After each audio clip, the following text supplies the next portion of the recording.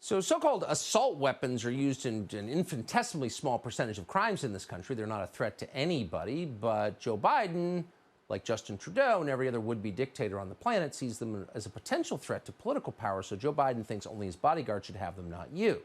And in Illinois, the governor there, called Pritzker, has decided he's going to get a jump on this. He wants to be president, by the way, and has signed a ban into law. Now, Pritzker is threatening to arrest anyone who doesn't register the rifle with the state, because you can trust the state. If they're caught under this law, it begins with a fine, but a second instance, it is a Class 4 felony. That is the law of the land today. There's no purchasing or selling of these weapons in Illinois. Meanwhile, people are leaving Chicago because it's too dangerous to live there, but you live on a farm downstate, you can't have an assault weapon unless you register it with that creep. So hopefully there'll be mass disobedience, and now reporting suggests that there is. Several county sheriffs in Illinois have said they will not enforce this law. Blaine Wilhour is a state representative in Illinois. He joins us tonight to assess. Mr. Wilhour, thank you so much for coming on. Do you believe that some sheriffs, and we're praying for this, will not enforce this dictatorial law?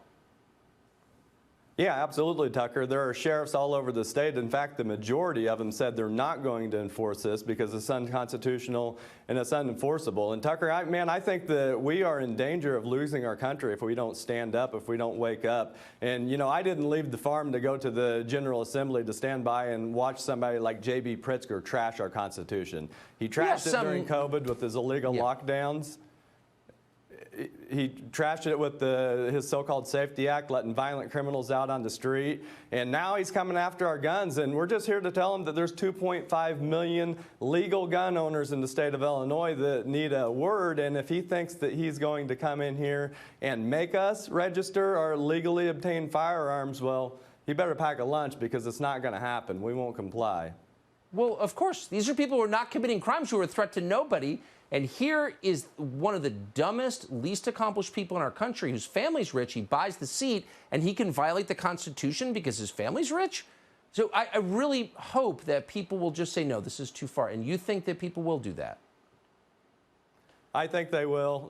Violence is out of control in Chicago. They got the toughest gun laws in the country. You know, if they want to solve the crime problem, they need to solve the opportunity problem in this state. Democrats in this state have destroyed the ability to make a good wage for too many people in this state.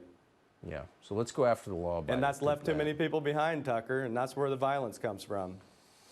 Blaine Wilhour, remaining in Illinois, I hope for a long time. Great to see you tonight. Thank you. Thanks, Tucker.